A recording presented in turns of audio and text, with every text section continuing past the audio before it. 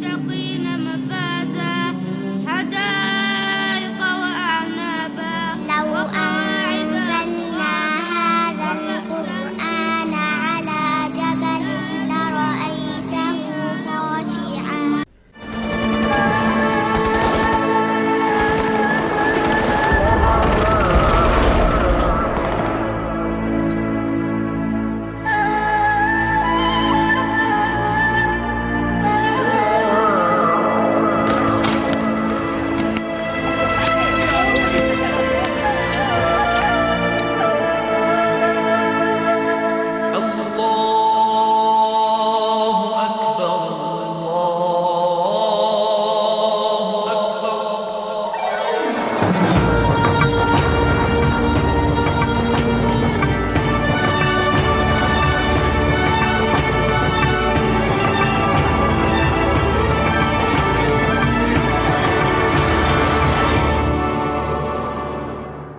أعوذ بالله من الشيطان الرجيم. بسم الله الرحمن الرحيم.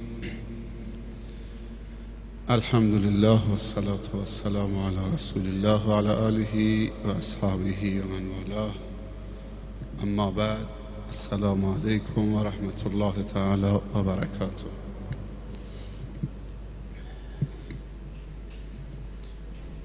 خداوند تبارک و تعالی رو بسیار سپاسگزاریم و تشکر میکنیم، چون قدرشناسی و تشکر همیشه سبب رشد و تکامل و برکت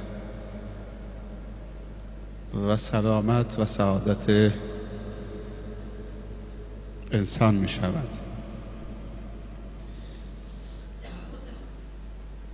از بابت امشبم که خداوند استقامت نصیب کرد بالاخره تا این لحظه بر عبادت خدا در جمع بندگان خدا در خانه خدا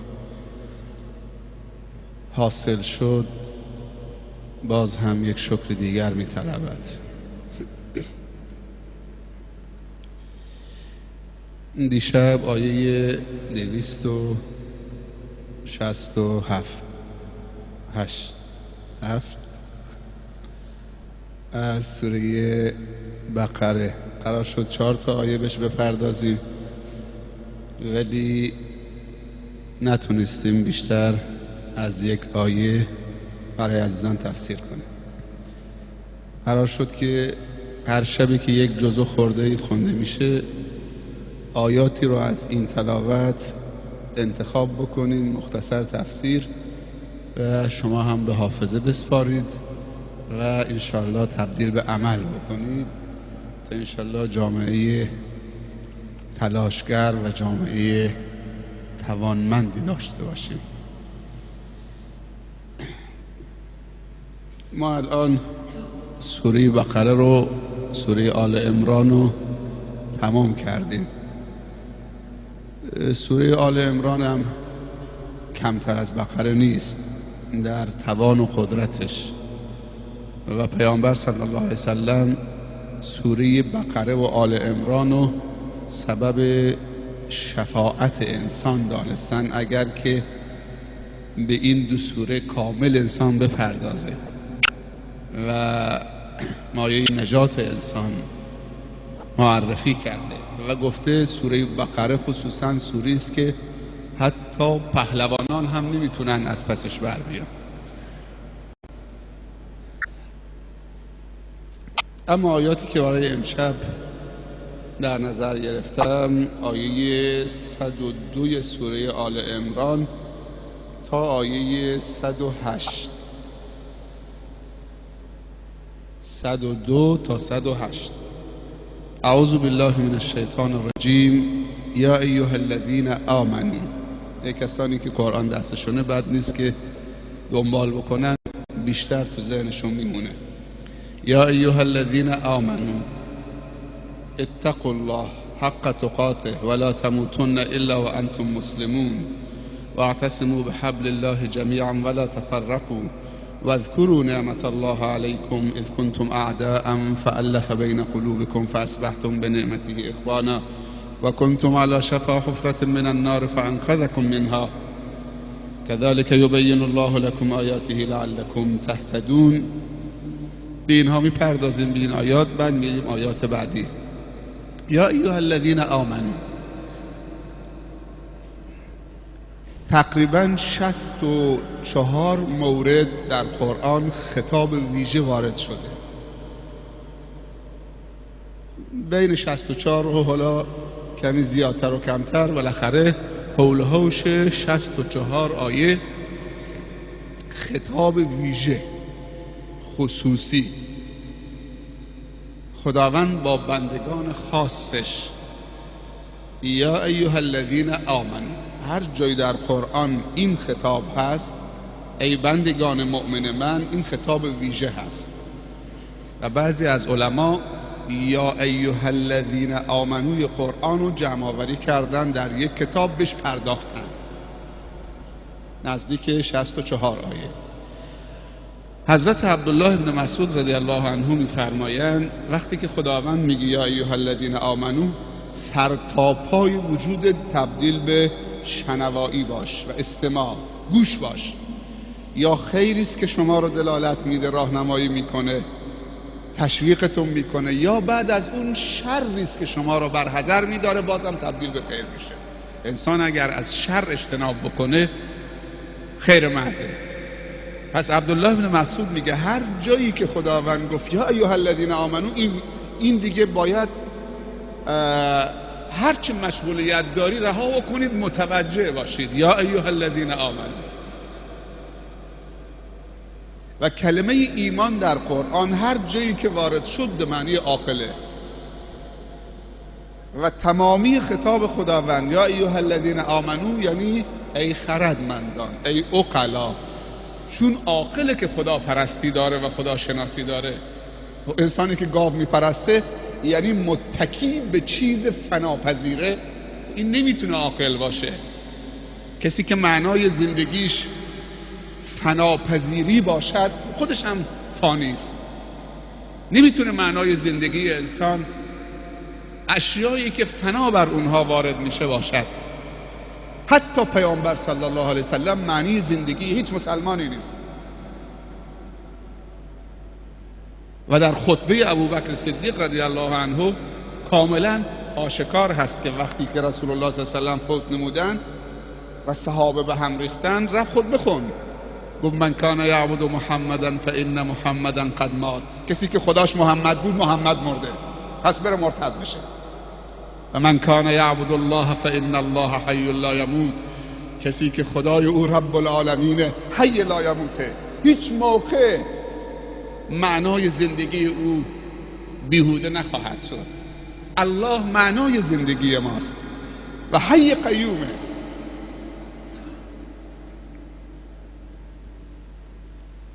یا ایها الذین آمنو، ای خردمندان، ای عقلا، ای دارای یا اصحاب عقول سلیم، ای کسانی که گوش میدهید به خطاب ویژه خداوند و پیامهای این خطابها رو دریافت میکنید و به کار میگیرید. اتقوا الله حق تقاته. بعد از هر خطاب ویژه یک توصیه هست، یک سفارش ویژه هست. در آیه 102 سوره آل عمران بعد از خطاب ویژه چه سفارشی شده، چه توصیه از جانب رب العالمین به بندگان ویژه خودش هست؟ اتقوا الله حق تقاته. اینو بگیرید به عنوان یک سرمایه در زندگی. اتقوا الله حق تقاته. تقوای خدا رو پیشه بکنید اونطوری که شایستگی و لیاقت تقوا دارد، تقوای شما دارد خداوند. حق تقاته، حق تقوا رو ادا بکنید. نه اینکه صبح مومن ظهر میشه میری تو بازار، درصد ایمانت میاد پایین‌تر، ظهرتر میشه ساعت 12 میشه درصد ایمانت میاد پایین‌تر، همینجور تو نوسانی تا میرسی به مغرب که دیگه بازارا شلوغ میشه و هرچی تو شب بیشتر بره دیگه کم کم چه فتنه ها تو بازار و تو شهر و جاهای دیگه بیشتر میشه. یصبح الرجل مؤمنا و یمسی کافرا یمسی مؤمنا و یصبح کافرا یبیع دینه و عرضه بعرض من الدنیا. به یک زمانی میرسه بر امت من که صبح مسلمان غروب کافره، غروب مسلمان نماز مغرب با جماعت خونده، صبح کافره. خب نماز مغرب میخوره، نماز شام میره خونه میخوابه، نه تو خونه کافر میشه. این 1427 سال پیش پیامبر گفته که تو خونه کافر میشه. یمسی مؤمنا و یصبح کافرا، یعنی شب تو خونه کافر میشه تا صبح، کنار زن و بچهش کافر میشه. والعیاذ بالله. مثل که پیغمبر میدونسته که یه روز ماهواره میاد، 600 تا کانال، 550 تا 560 تاش شاید کفر و فسق و فجور داره یاد میده و هرچی به نیمه شب وقت تهجد و وقت ویژه‌ای که خداوند از بالای عرشش میاد با بندگان ویژه‌اش صحبت میکنه نزدیکتر میشی به 1/3 باقی مانده شب تا دم سحر. اونجا دیگه کفر این ماهواره ها به اوج میرسه و فسق و فجورشون به اوج میرسه. دگمش هم دست خودشه. اتقوا الله حق تقاته، یعنی استقامت داشته باشید، نوسان نداشته باشید. ولا تموتن، نمیرید. میشه نمرد، همه میمیرن. تبارک الذی بیده الملک و هو علی کل شیء قدیر الذی خلق الموت والحیاة لیبلوکم. خداوند مرگو بر کل مخلوقات نوشته. کل من علیها فان و یبقى وجه ربک ذو الجلال والاکرام. کل شیء هالک الا وجهه. همه چیز در این دنیا فناپذیره مگر ذات اقدس رب العزت والجلال. پس نمیشه که نمرد، در اختیار ما نیست، اما میشه نمرد. سعدیا مرد نکونام نمیرد هرگز، مرد آن است که نامش به نکویی نبرند. میدونی در فرهنگ دینی چه کسی مرده است؟ کسی که تقوای خدا نداشته باشد، کسی که ایمان به ذات اقدس الهی نداشته باشد، کسی که ایمان به روز قیامت نداشته باشد، کسی که دست خالی باشد، کسی که ساعتهای عمر سپری بشود یک جمله مفید برای خوب زیستن و خوب زندگی کردن فرا نگیرد. هر کلمه مفیدی که یاد بگیری یک تولد دوباره است. و کدوم کلمات مفیدتر از این کلام رب العالمین هست؟ 70,000 کلمه مفید، 321,000 حرف مفید، 70,000 کلمه مفید.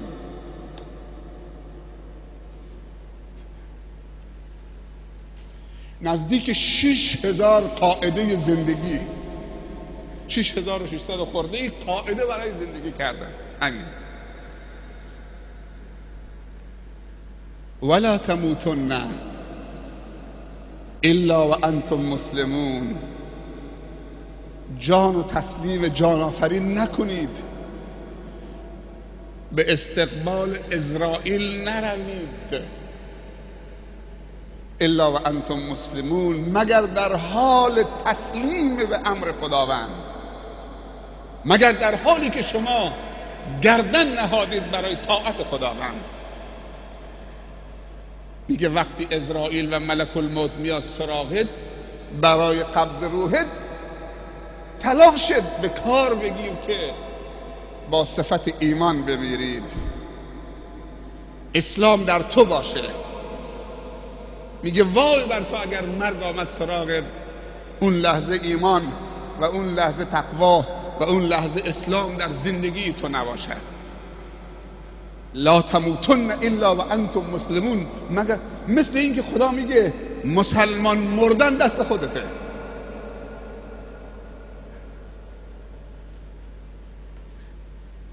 پیرزنای ما و پیرمردای ما خدا رحمتشون بکنه وقتی سر میذارن رو متکا و بالش، بلا فاصله رو دست راستشون میخوابن، میگوین یا رب نظر تو بر نگردد.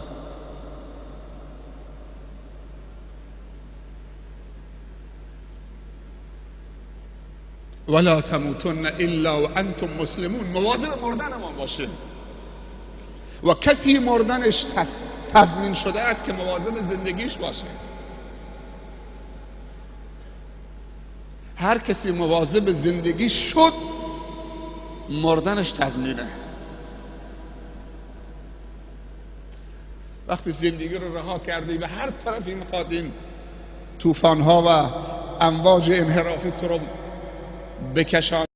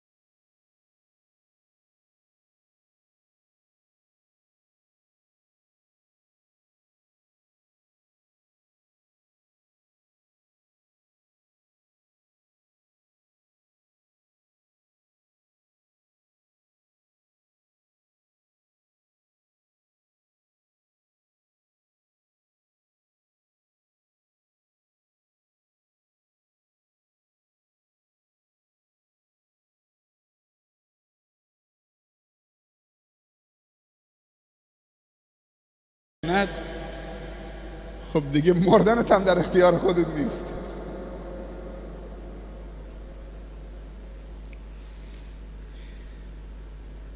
یا ایها الذین آمنوا اتقوا الله حق تقاته ولا تموتن الا وانتم مسلمون. تلاش بکنید که مردنتون با ایمان باشه. استقامت تو این صف نماز چقدر آدم خوشحال می شود، چه آرامشی است. آیه بعدی چیه؟ واعتصموا بحبل الله جمیعا. برای یک زندگی خوب باید هم فکر و هم دل باشیم، باید دور هم جمع بشیم. تنهایی نمیشه زندگی خوب داشت. کلام رب العالمینه، کسی نمیتونه به تنهایی خوب باشه. میگه واعتصموا بحبل الله جمیعا. اگه میخوای زندگی خوبی داشته باشید باید با همدیگه مهربان باشید، تعاون داشته باشید، همدیگه رو بو بکنید، به همدیگه احترام قائل باشید. عواملی که شما رو از هم جدا میکنه بریزید دور. واعتصموا، چنگ بزنید. حبل الله همینه، حبل الله اینه، ریسمان خداوندی همینه، دین اسلامه.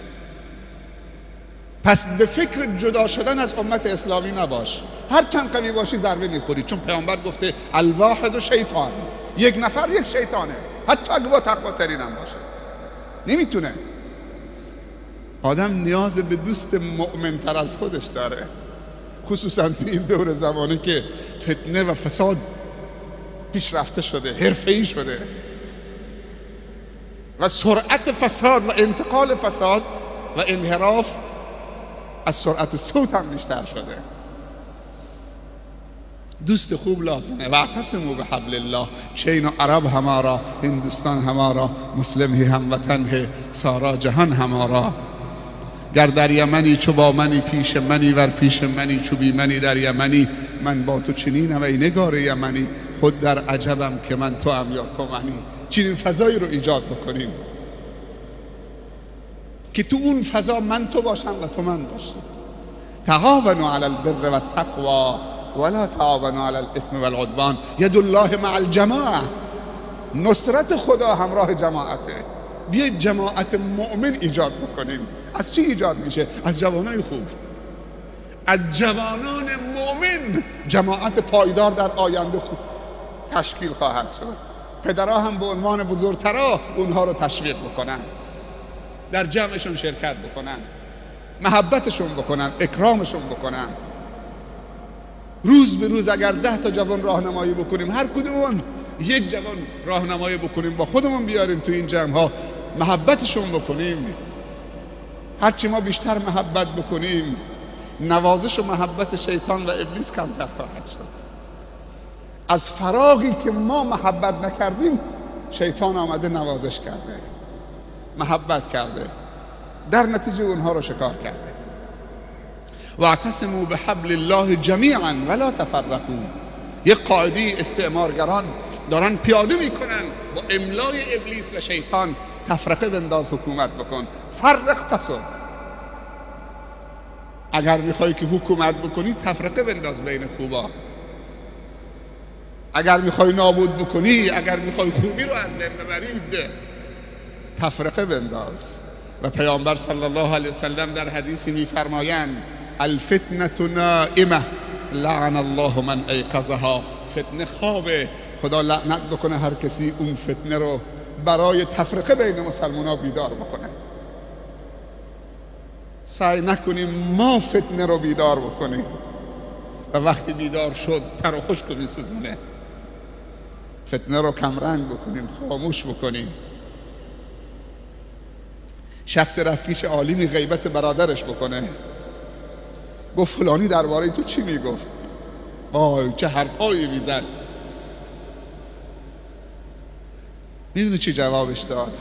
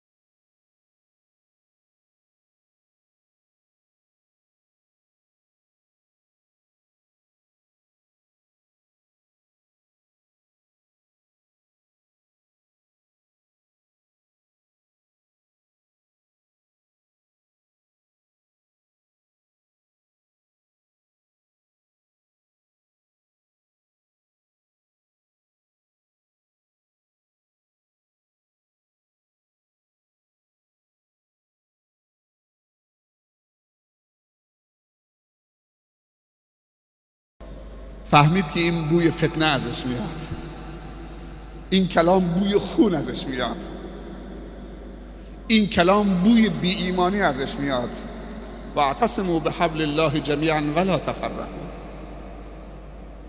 گفت ببین برادر، اگر اون چیزی که برادر من درباره من میگه در من باشه، پناه به خدا، استغفر الله، من توبه میکنم تا خدا برطرف بکنه. و اگر اون چیزی که برادرم پشت سر من غیبت میکنه درباره من در من نیست، دعا میکنم که خدا برادرم رو ببخشه، بیامرزه، معاف بفرمایم تا اشتباهش رو اصلاح بکنه. برخورد با یک فتانی که میخواد فتنه ایجاد بکنه، دید که دیگه کارساز نیست، سرش انداخت پایین، شرمنده شد رفت. گفت اگر اون چیزی که برادرم میگه در من هست، خدا منو ببخشه، و اگر اون چیزی که در من نیست، برادرم داره میگه در من هست، خدا برادرم رو ببخشه. تموم شد، فتنه رو مسدود کرد و همینجور دلش صاف بود. و پیامبر صلی الله علیه وسلم میفرمود هیچ کدوم از شما شاگردان من، یاران من، حق نداری درباره دیگری اخباری را به من منتقل بکنی. من میخوام از دنیا برم، دلم نسبت به همه صاف باشه.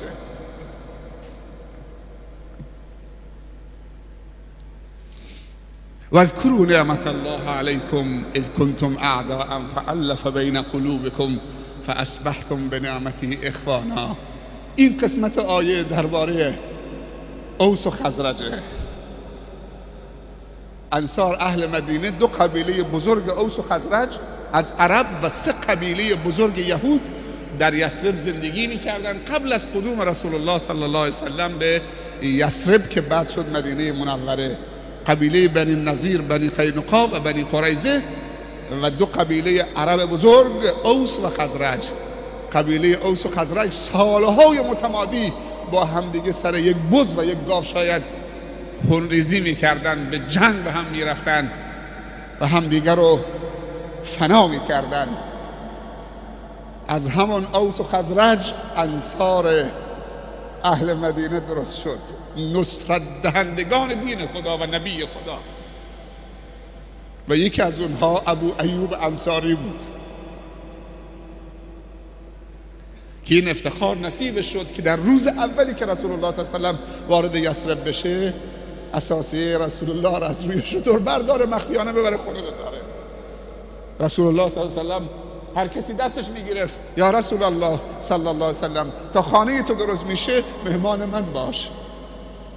اون یکی دستش گرفته، اون یکی دستش گرفته. رسول الله صلی الله علیه وسلم حیران شد که جواب لبیک رو به کدوم یکی بده. بعد دید که نمیشه، نگاه کرد که اساسیه شترش نیست. گفت هر جا که اساسیه شتر من اونجاست، من مهمان اون خواهم شد. ابو ایوب از خوشحالی نمیدونست چه کار بکنه. تو به ذهنش رسیده بود که یه واشکی بره اساسیه رو بگیره تو خانه خودش بذاره. زیرکن، خوب فکر میکنن.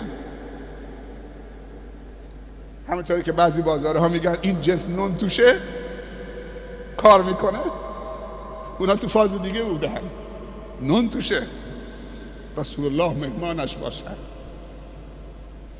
ابو ایوب انصاری، اونهایی که نصرت دهنده دین خدا و رسول خدا و مهاجرین بودن در مدینه،